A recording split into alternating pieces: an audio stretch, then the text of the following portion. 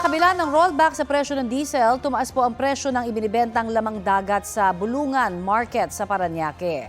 Ang dating 100 pesos kada kilong galunggong, 150 pesos na ngayon.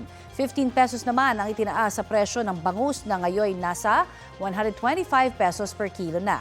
May 10 pesos na pagtaas din sa kada kilo ng tilapia na mabibili ng 100 pesos ngayon. Habang 60 pesos ang itinaas sa presyo ng alimasag na ngayon 140 pesos na per kilo. Ayon sa ilang nagtitinda roon, kahit may rollback sa petrolyo, ay hindi kasi ganoon karami ang supply ng isda ngayon kaya tumaas ang presyo. Batay sa latest monitoring ng Department of Agriculture, nasa 140 hanggang 300 pesos ang kada kilo ng local galunggong sa NCR. 175 hanggang 280 pesos per kilo ang bangus at 140 hanggang 170 pesos ang kada kilo ng tilapia.